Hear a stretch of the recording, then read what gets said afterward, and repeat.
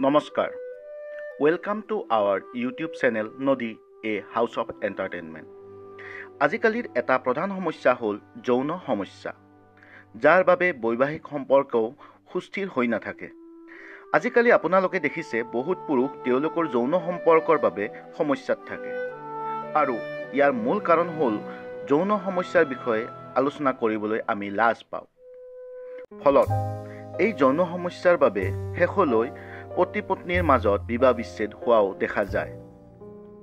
কিন্তু এতিয়া আপুনি আৰু যৌন সমস্যাৰ বাবে চিন্তিত হৈ থাকিব নালাগে, কিয়নো আপোনালোক সকলোৰে সমস্যা দূৰ কৰিবলৈ আমি এটা এনেকুৱা ঘৰুৱা ৰামবান দিহা লৈ আহিছোঁ, যিটো আপোনালোকৰ পাকঘৰতে পোৱা যায়, যিটোৰ দ্বাৰা আপুনি আপোনাৰ সকলো যৌন সমস্যাৰ পৰা পৰিত্ৰাণ পাব পাৰিব।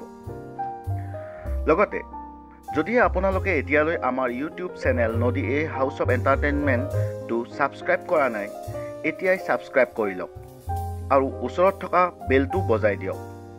তেতিয়াহে আগলৈ আমি দিয়া যৌন সমস্যাৰ পৰিত্ৰাণৰ উপায়বোৰ প্ৰথমতে আপুনি চাই থাকিব পাৰিব।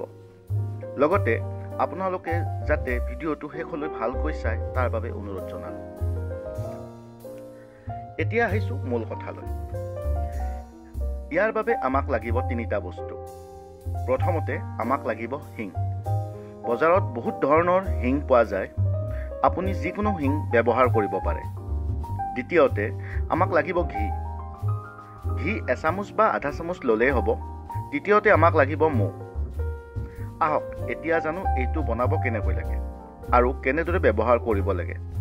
ইয়াৰ কোনো ছাইড ইফেক্ট নাই, একেবাৰে প্ৰাকৃতিক, আৰু ইয়াৰ পৰা আপোনাৰ প্ৰজনন অংগটো ৰক্ত সঞ্চালন বৃদ্ধি পাব, আৰু আপোনাৰ যিটো যৌন সমস্যাত ভুগি আছিল সেইটো একেবাৰে ঠিক হৈ যাব। ইয়াক বনাবলৈ প্ৰথমে এচুকুটমান হিং ল'ব লাগিব বাতি এটাত, আৰু তাত এচামুচ ঘি দি অলপ সময় গৰম কৰি ল'ব। গৰম হোৱাৰ পিছত বাতিটো জুইৰ পৰা নমাই মিশ্ৰণটো ঠাণ্ডা হ'ব দিব, আৰু যেতিয়া মিশ্ৰণটো ঠাণ্ডা হৈ যাব তাত এচামুচ মৌ মিলাই ল'ব। মৌ মিলোৱাৰ পিছত এই মিশ্ৰণটো ঠিক ৰাতিপুৱা সূৰ্য ওলোৱাৰ আগত খালী পেটত খাব, আৰু কমেও 40ৰ পৰা 50 দিনলৈ এইটো খাই থাকিব লাগিব। লগতে কুমহীয়া গৰম পানীতো অলপ হিং মিলাই আপুনি খাব পাৰে। আৰু এই মিশ্ৰণটো 40ৰ পৰা 50 দিনলৈ খালে আপোনাৰ যিমান যৌন সমস্যা আছিল সকলো ঠিক হৈ যাব। লগতে আপুনি যৌন সমস্যাক দিব পাৰিব বাই বাই।